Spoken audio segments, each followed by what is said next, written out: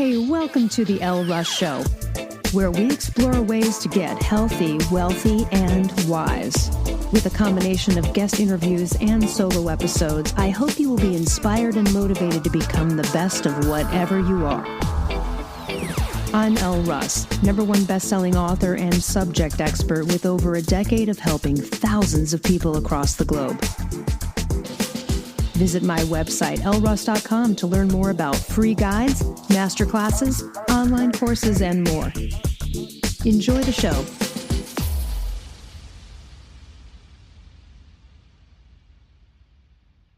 Welcome back, everyone. Today, I have Dr. Sam Graber, and we are going to talk about looking at yourself in a different perspective, mindset shifts embedded within your mission in life, your purpose, your goals, how often we forget us in so many of our journeys. And so I will let you tell your own story, but welcome to the show. Oh, thank you, Elle. I appreciate you having me. Hello, everyone. Happy to have you listening. So you've been in holistic nutrition a long time, and just tell us about your journey with even getting into that and how it expanded to what your message and what you're doing now. Oh, thank you. I would love to. I'm classically trained as a scientist and as a chiropractor. That was my first main career, and I absolutely loved it. Love taking care of people, looking at them holistically, because they often come in with pain and there's different patterns to that pain, or there may be things causing it. And I would always ask them, well, what about what you're eating? And they'd often wonder, well, why are you asking me that? I hurt here. So I get to educate them a bit on inflammation and things we can do to tamper that down. And then as I studied deeper and deeper after school, I realized I really loved doing what I like to call like an upstream thinking. What are all the confounding factors of someone's issue? So after a very long, lovely career, 25 years hands-on with people, I was ready for a shift.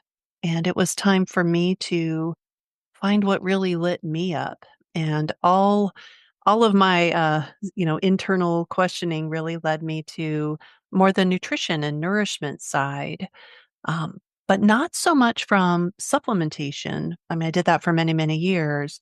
I was really being drawn more towards food and what types of food and how food can not only be our energy, but how it affects hormones and all that good stuff. So it's like been this long evolution, and it's fun when I get to go back and look at, how I got here, where I'm at now, coaching predominantly midlife women and beyond, and to really nourish themselves through food and the timing of that food and how to heal themselves essentially.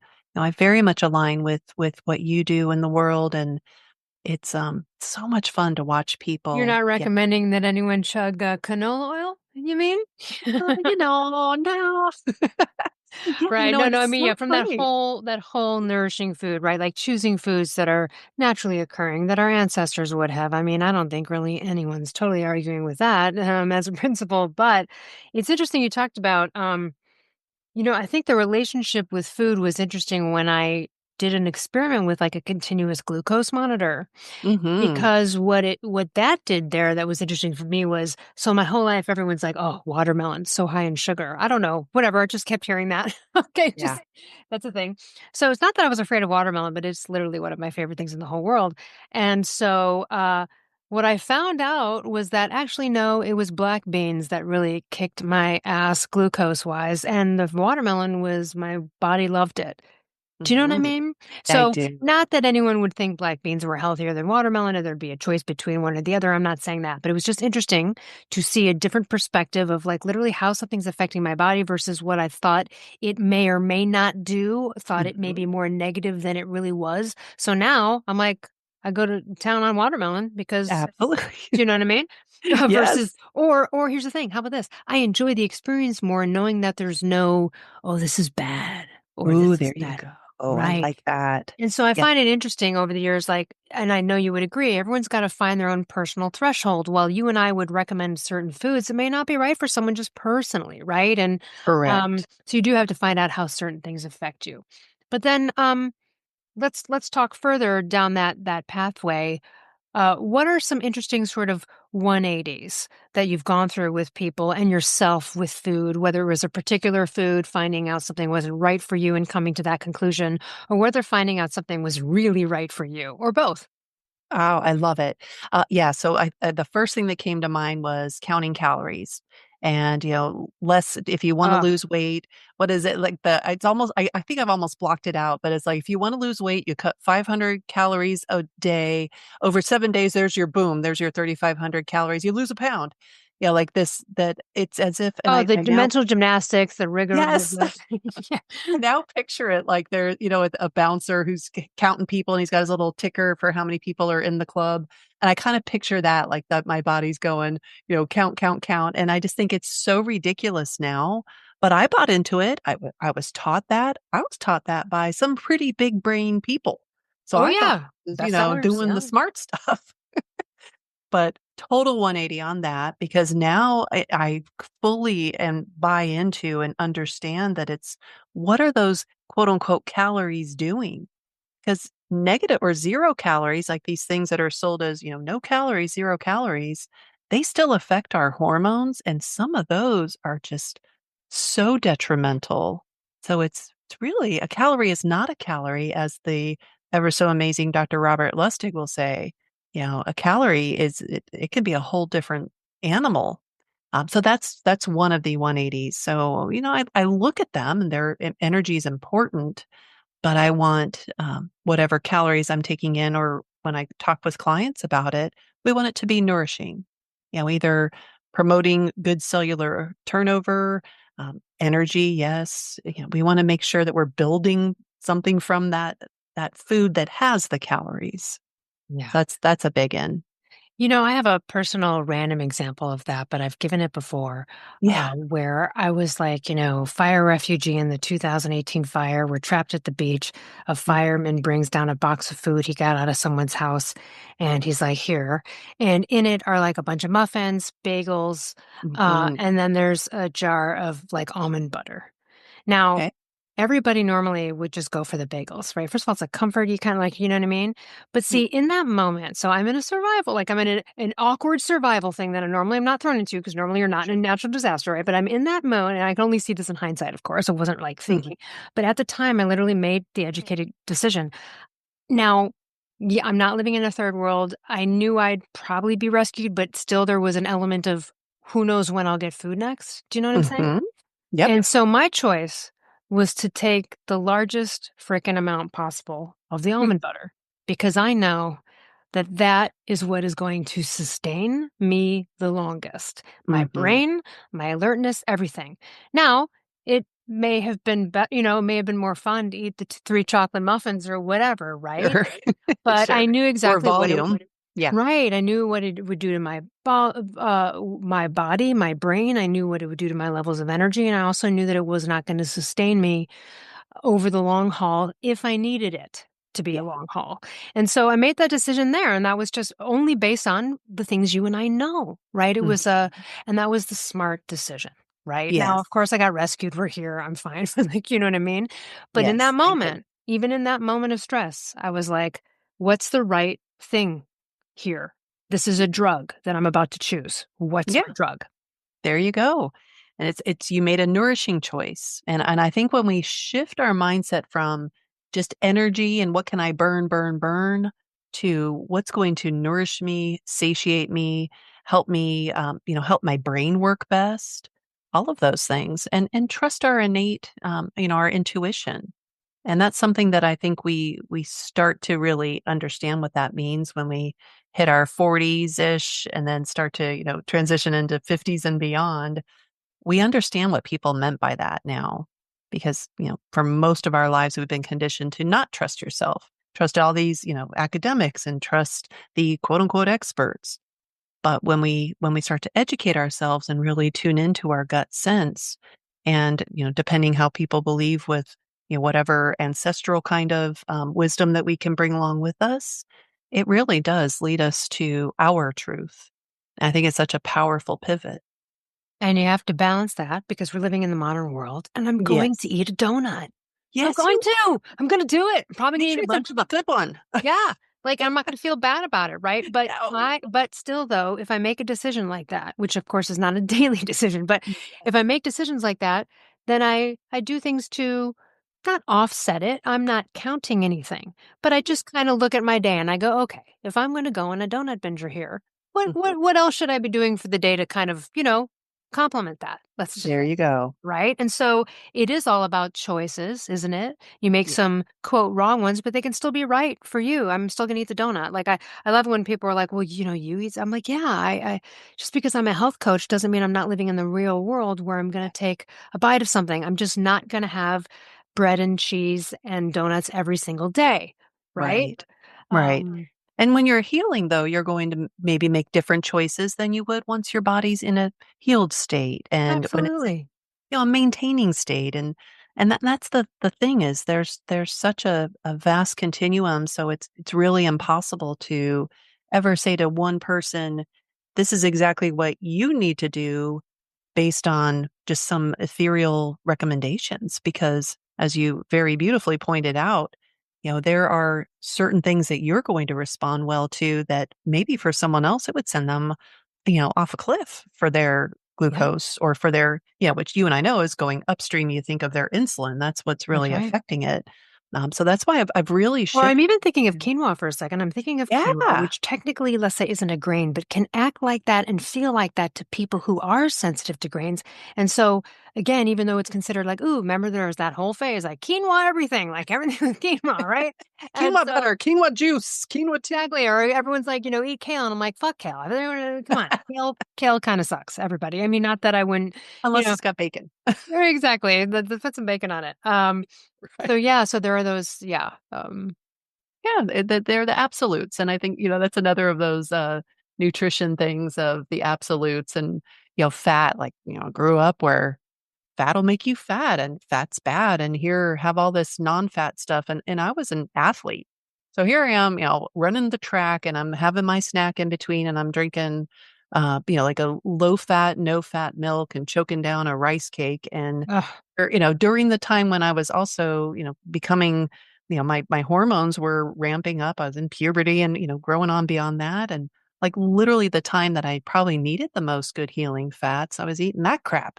But I was following conventional wisdom, Right, and I wanna of get back being to a good why girl. fats are great Yeah. and why they were important for your hormones back then. Yeah, But please. then I also just wanna quickly alert the audience if you're look, if you are out there and you don't know this whole story, basically look up Dr. Timothy Noakes, Noakes. He wrote a book back in the day, like, "Hey, carb up before races," and then used to hear back in the 80s runners would eat a Yep. bunch of pasta the night before a race, and this whole kind of carb up mentality, go on glucose. And then he ended up getting type 2 diabetes, and he was like, fell on his sword and came out and got a bunch of crap from everybody about his, idea of, hey, I was wrong, about the way I looked at things. Um, but sorry, let's get back No, to not at all. the Mad discussion. respect to him. He is phenomenal. Let's talk about why fat is important. And I think what I want to share with this is one of the ways I know it's important. What I've seen over my lifetime is either people that don't get enough of it, particularly like vegans and vegetarians who don't get enough Mhm. of good cholesterol. You either see late menses having their period much later in life, or I've seen a lot of early menopause at 40. Oh, yep. Um, Yeah. and people, and when I tell them this, they don't quite understand this cholesterol component to why, which is fat, and people are afraid of cholesterol. Can you please Right. explain to everyone why this is so necessary for us as humans? Yes, absolutely. Looking at the different hormones, we got this hormone hierarchy, and then also, hormones. There's prohormones that are the precursors to all the different hormones, and they go through stages to become then a different hormone. And if you trace it back up, that upstream thinking concept, they all, the majority, especially the sex hormones, they all start on a cholesterol backbone. So you need to have cholesterol to build the hormones in the first place. And if you don't have enough of that cholesterol, of which our body makes, estimated 75 to 80% of our cholesterol is made through our body, through our liver. If we don't have enough coming in, then we are forcing these amazing hormones that we have been endowed with to fight to the death. Right. So there what's going to happen is Stress always wins. So cortisol, that's your main stress hormone. She's going to win every battle that she goes into. Stress trumps sex every time. So I always think of, if our body thinks that it's under attack, or, our constant stressed state, because literally our lifestyles are stressful to our brain. Our body doesn't understand the difference between a perceived threat and an actual threat. So we've always got cortisol going. If we have this constant demand for it, the supply has no choice other than to flip to that side of cortisol instead of being able to go towards the side of our sex hormones. And that's all of our hormones are testosterone, which then goes into our estrogens, and then progesterone comes alongside. So they're all beautifully, the design is like literally awe-striking. And when I think about it, it amazes me. It's like, Elegant. how did we become like, this is such a perfect design. But You then, said stress over sex, right? And it's just funny because, mhm, like, yeah, I wish stress ignited. Like, no one is in a serious stress situation and mhm, usually is like feeling all like, hey, risky, relax and baby. like Right, horny, right? And it's just like, I right, wish it would because then the sex would calm you down from the thing, but it can't and right. shouldn't because stress is meant to keep your ass a fucking alive. You got to stay Yeah. alive. And so that primal instinct is going to win. Like you said, it's going to win until it's either actively calmed down or the threat is gone, right? Yes. Yeah, and if our stress is coming from, our activities, or what we're watching, or that damn phone going off all the time, or, whatever it is, we're overscheduled, or on the other side, we've got these chemical stressors of the crap in our food, the not real stuff, the inciters and the excitors, those things that cause like a steady stream of hits of cortisol. And then there's even people that believe like we can become addicted to cortisol in a way. And I haven't studied that enough, but I kind of believe it. I've Uh, sensed the feeling before. I've sensed it because of that natural disaster when you're on a continuous survival thing there for a while, Mhm. and it almost becomes like a cocaine in a Interesting. way. Yeah. It can kinda and you're not actively generating, you're not going, "Ooh, this feels good, I wanna make myself more stressed." So it's not that, it's just Right. happening until you go, "Oh my god, I have spiraled out of control where this is now my behavior." If that makes Yeah, sense, but totally you can does. kinda get into it if that like, because it is a because you are running on adrenaline, and adrenaline Yeah. does produce energy, and, like, you gotta get shit done, you gotta survive, you gotta do all the things, so it's helpful, but then it becomes not helpful, and it's also hurting you while it's happening most of the time. Right. You're Yeah. letting it run on too long, right? You gotta, um but I can see that. I can see that in a way, and Yeah. I get that, and I think that's why people can get addicted to those last minute deadlines and being in that kind of stressful, like, people who are always in that state. Sometimes Hmm. it's a self-fulfilled prophecy on that, Hmm. isn't it? Oh, well, I function better under a deadline and, under stress. It's Do like, you? Yeah, you're not. You're dead at 65. Yeah. right. Right, and, I mean, it's fascinating, and I think it's neat to study ourselves, Well, and tell us that what happened to you. What yeah. what went wrong with the milk and the rice cakes and all of the things that you thought were right that we all were told was right? Yes.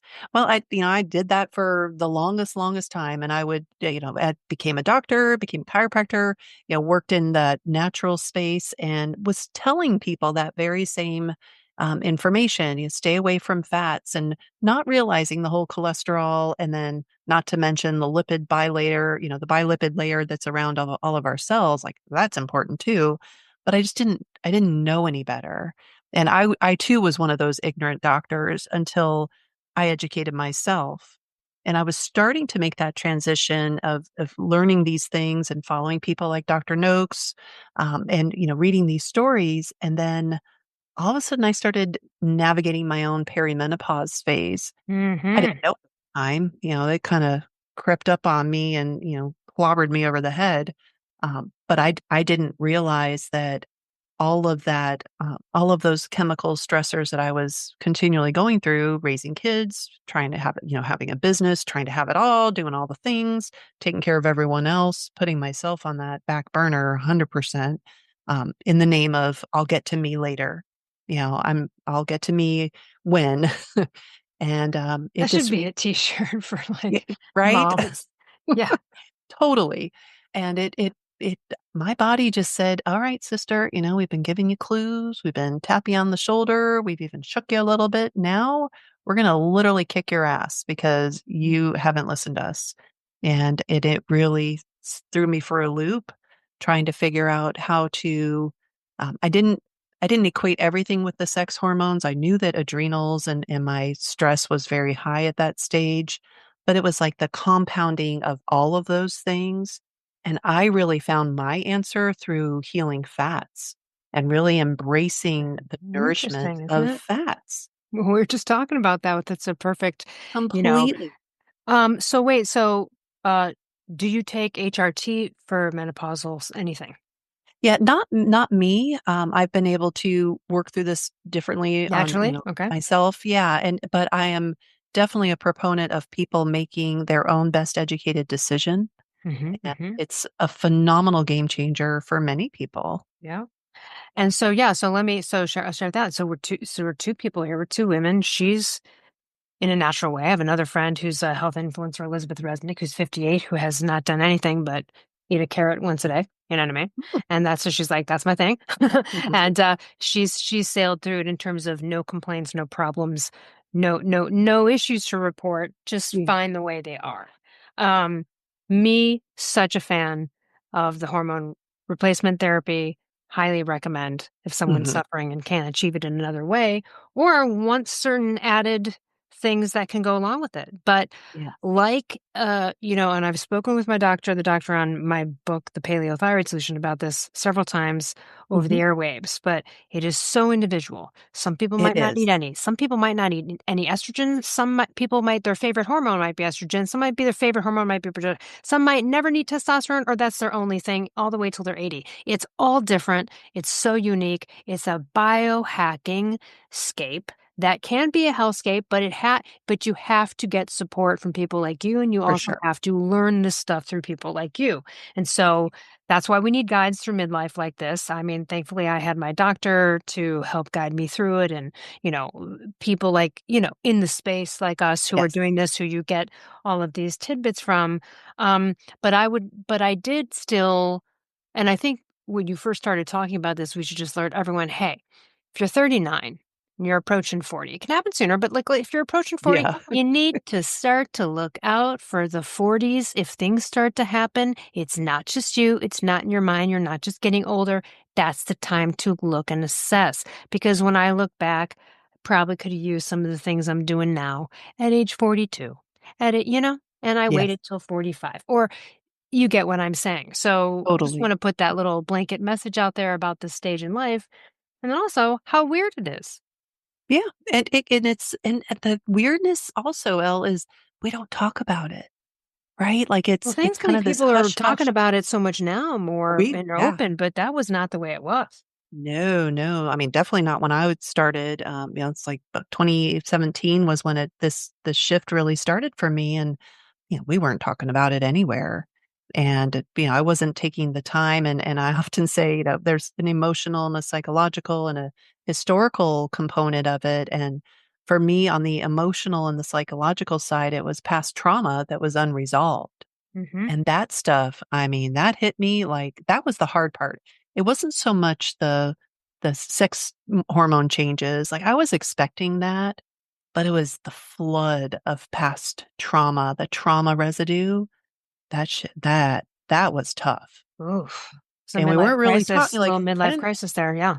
yes, yes, and I didn't have people necessarily to talk to except, a therapist, but I was that person that everyone came to with their issues, and then when I was having my issues, it was almost like You're it was alone. palpable how uncomfortable other people were with the strong one, quote unquote, having a crack Yes. in the armor, in the facade, and so that was and then that shut me up even more because 'cause I'm like, Right, "Oh, right, right. Yeah, okay." I'm not taking that on, yeah. Yep.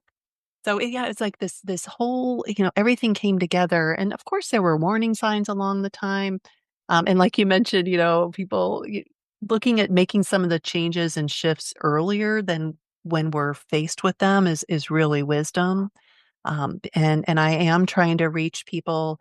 earlier and earlier in their life stages, and teaching them how to work with your hormones.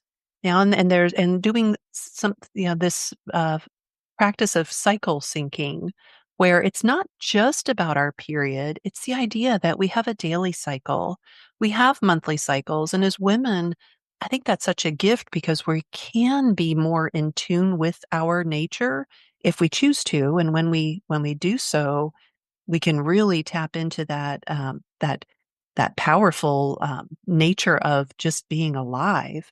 And there's certain times of a given month where we're feeling clear, we're feeling driven.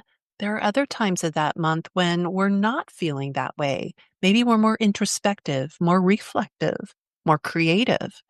And if we can learn how to align our life with those times, predicting based on our patterns, we can really just have a great time at this thing called life instead of trying to force ourselves to do things when maybe it's just not our right season.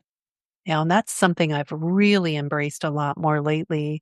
And I find that it's given me just a sense of ease that I've never experienced before. Well, what do you define that a little bit further, that embracing? What do you mean Yeah. by that?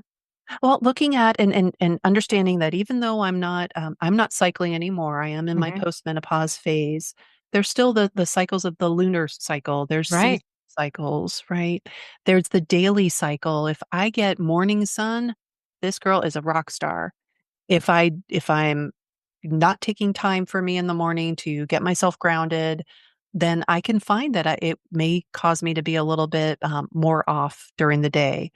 I have also noticed that there are certain times when I'm really resisting something, and it might be, like even coming on something like this. At times, I've been on shows where I'm it's like I'm dreading that time of meeting with someone because I'm just not in that space or in that timing or that energy of myself, and so it's almost hard.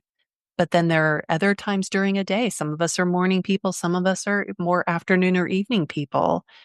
It's just understanding our energy and how our energy waxes and wanes, and then expanding that into our business. There are certain times of let's say a 4-week cycle where maybe we want to be doing more projections. And then there are other times where we're feeling like our rhythm is so great. These are the times we go out and do the big sales pitches. These are the times we look for strategic partners.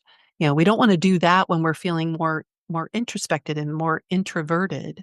We want to do that when we're in that extroverted, that high, big energy space. And so that's something that I love to teach It's people like about. honoring And your energy shifts. yes, totally. Yes, completely. And then like teaching my daughters how, when we're in our high estrogen phase or when progesterone's coming on scene and right before our period, ways that we can eat that help support progesterone. I'll tell you, Elle, if I could write a Hey, love rattle letter. off a few of those for everybody.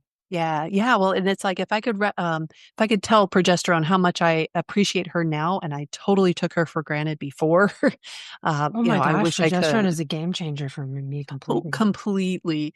And I didn't even think of her. I was like, anyway. By the way, and I just want to tell everyone because people are like, well, how is it a game changer? If anyone's curious listening, at least for me, Yeah. um, mood stabilization because it was balancing the estrogen. I don't take estrogen at this time, but also sleep. I was a Olympic level sleeper my entire life. Olympic. I could Oh, win awards for sleeping, right?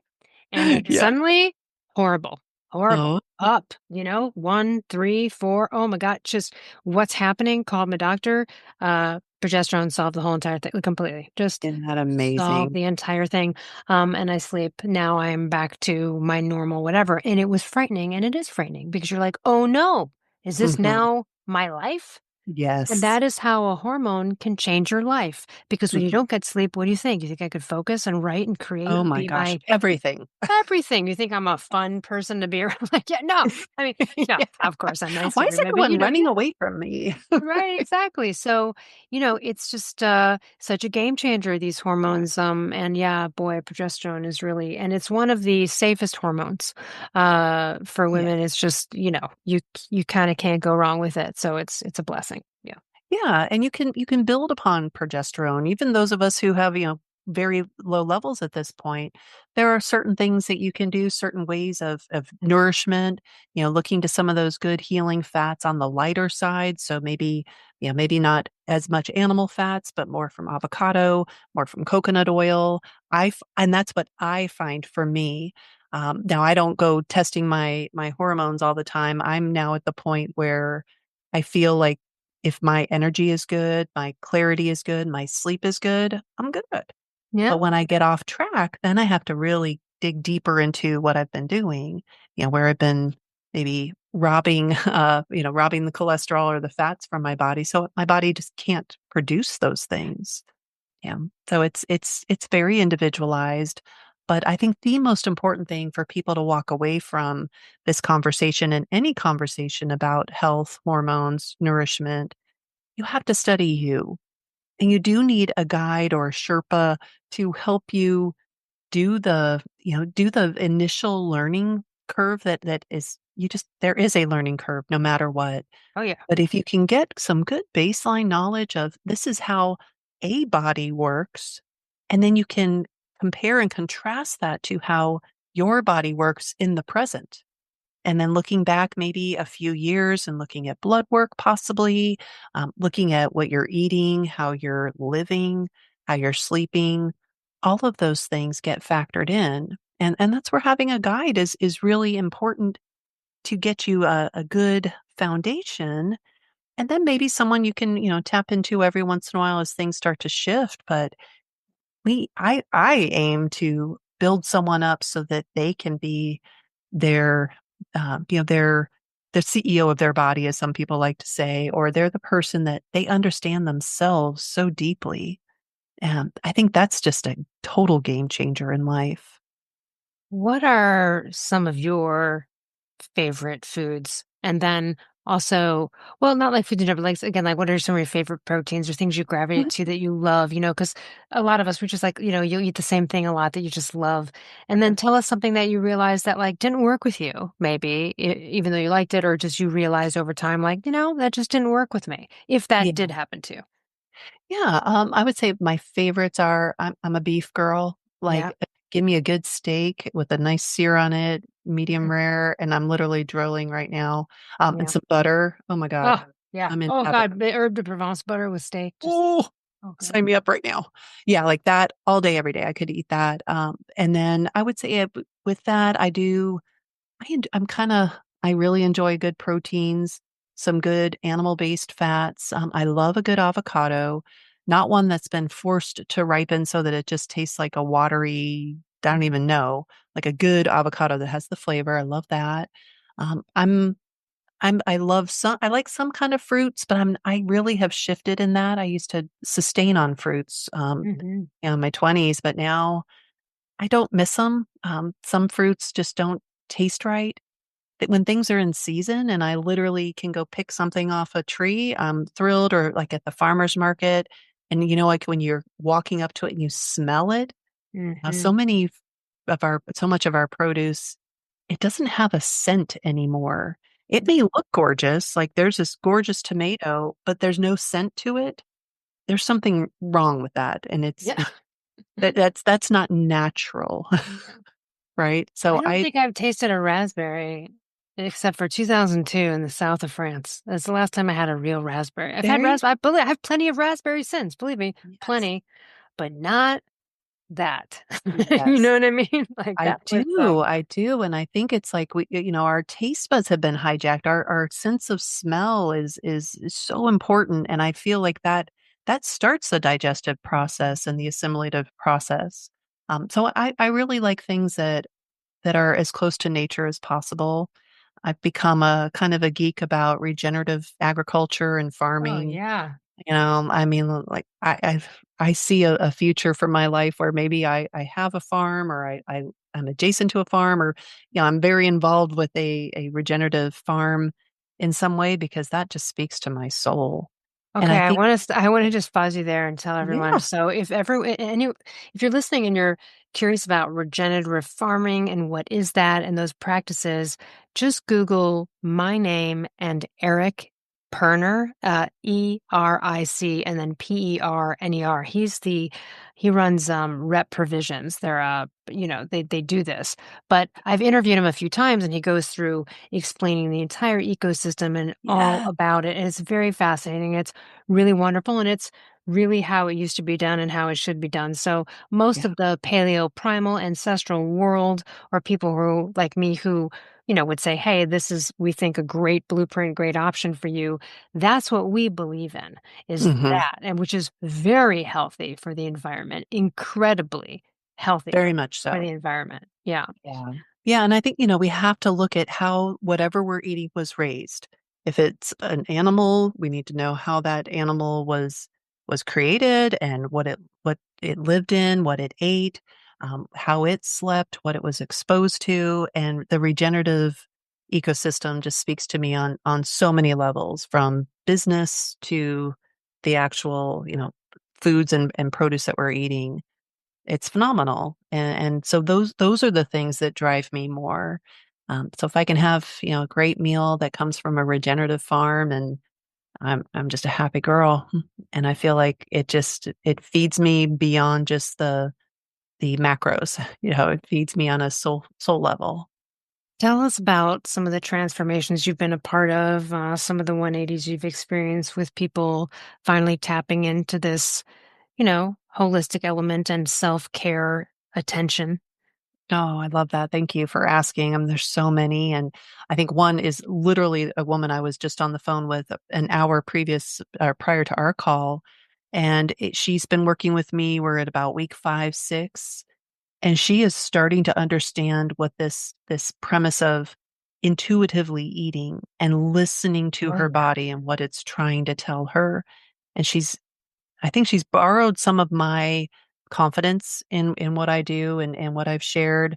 She's borrowed from that, and now she's starting to make deposits in her own confidence account, and I love it because she had a great conversation with her psychiatrist, who has been her primary care for quite a while, and she's sharing with him what she's experiencing, and I can hear in her voice the confidence in Yes. when she exclaims to him, this is why I want this test or that test, because I educate people as to what kind of testing they might, want to request from their doctor. Because even though I am a doctor, I'm nobody's doctor anymore. I retired.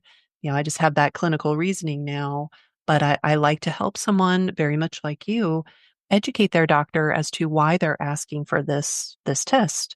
And she was able to share that with her doc, and the body changes she's experiencing are phenomenal. I'm more geeked out about and excited about that change of that confidence that I see her exuding, because now she knows that had she been listening to her body a little bit more all along, she would have naturally made some of the changes she's been making sooner. So she's But it able does to. sometimes take that, like, it takes sometimes that 4 weeks or so, 30, Mhm, 21 to 60 mhm, days. And then once you've started to make some changes and you've cleaned out, oh, well, gosh, well, now your body's a little bit better, your brain's a little clearer. And now you've gotten that, you're starting to feel better in your own body. And also the reward of treating yourself, of doing something different and changing your life is mm, happening. And when I noticed for me, because like, what intuitive eating is a great term, and then people go, yeah, well, like I freaking feel like I want donuts. mhm. And I think you would probably agree with me. You would say, listen, if you're feeling like you want to eat donuts every day, you've been on the wrong paradigm, and it's going to take a minute to shift what you don't know. Your body is wanting the wrong things because you've gotten addicted to something without, not your fault. You just did it. You ate the wrong stuff. And once you Yeah, turn that around after that 21, 60 days, somewhere in there, then you are able to be intuitive. And that's how sometimes I always have been telling people, look, stop going to the store, getting every vegetable on the planet and trying to make a salad with a scrape of each one of those fucking vegetables and making it like, cause that whole, I don't know when it came out, like, eat the color of the rainbow. Yeah, the it's cool. rainbow. Right. But it's like, how's your week? Do you know how many vegetables and fruits I wasted during that movement? Oh, Like, right. yes. And I'm sure Right. everyone understands that. So to me, I'm more like, all right, well, you know, like, maybe one day it's zucchini and the next day it's this or the next day it's that, or I just feel it out. But I basically look at, how's my week? How did my week look? Did it There look you good go. with the veggies? Did it look good with that?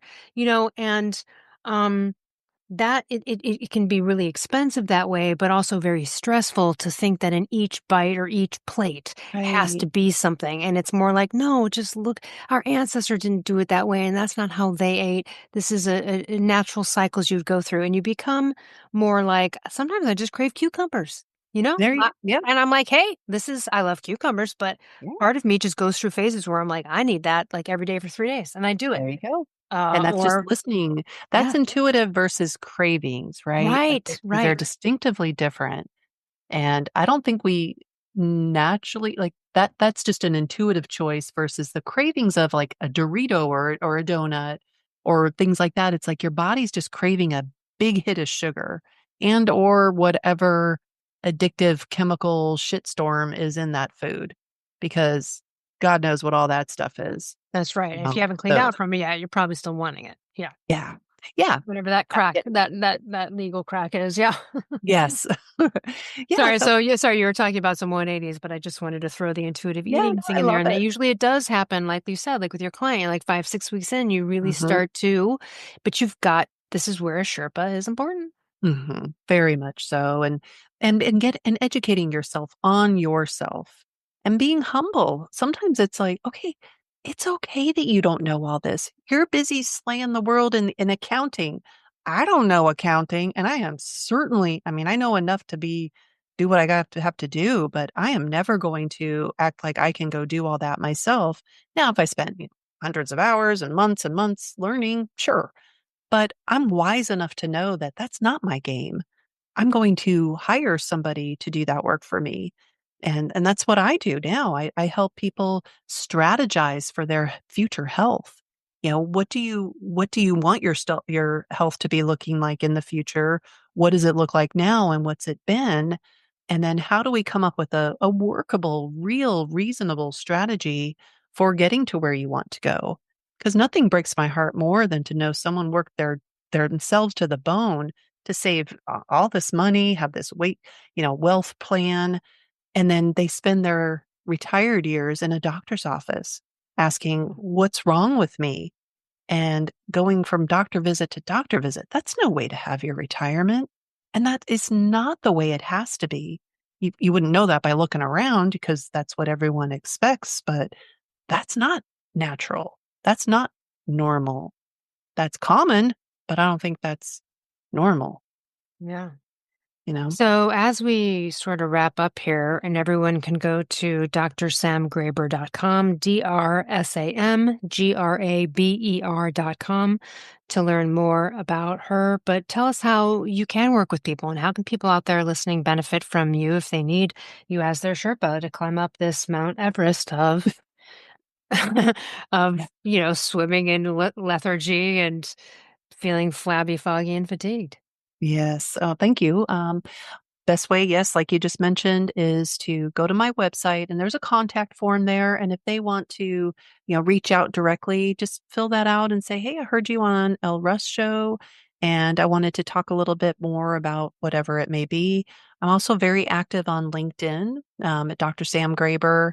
I have a freebie on my website that's my top 10 metabolism boosting tips, but I also have a guide that if we can link to that somehow, or I can have that on my website, that is Yes, we'll put my that in the show notes. Just you oh, could just perfect. email that Okay. to me. Yeah. Thank you. Because this one is hormone harmony after 40. So I love that you brought up like right around that 39-year, Yeah. 40-year marker. I was like, man, she didn't even know I have that. I didn't even know you had that, but See? ladies, if you're Intuitive, listening, right? This is vibing here, vibing. But this is it's a, just a short a guide to give people some of these principles to look at, some lifestyle things, some of these foods, things to look out for. And then I introduced cycle syncing that I mentioned earlier about looking at the phases of even of the lunar phases of the earth seasons. So that would be a great way for someone to get a good idea of what I'm up to. And please feel free to reach out personally. Anyone here, really. It's me answering my emails. I don't have a big team. I do my best to answer them all in a timely manner. Some days I'm a little better than others. And we can have a conversation and see if you're really looking for somebody who can help guide you. I'm, I'm really good at what I do. I will be able to say that based on lots of years of experience doing a strategy session and coming up with a strategic plan for your health and well being is probably one of the best investments you'll ever make. Yep. It helps make you impervious to all the BS slingers, the here, try this and have this whiz bang, biohack. So much of it is just getting in tune with our nature again. I love it. Well, thank you so much for you have a podcast. Did you mention that? Do we? Yeah, no, I didn't. I've got that. That's on my YouTube channel, and that's also at Dr. Sam Graber. And I'm just working on increasing that, and adding new guests to that roster as I can. Excellent. Well, thank you so much for your time and your wisdom and for helping others with this midlife and beyond transitions and health. For everyone, we will see you next week. And thanks so much for coming on, Sam. Oh, thank you, Elle, for having me. I appreciate it. Bye, everyone. Hey, thanks for listening. If you enjoyed this show, I would so appreciate you leaving a review on Apple or Spotify or wherever you get your podcasts. And to learn more about partner discounts on amazing products, visit ellruss.com/discounts.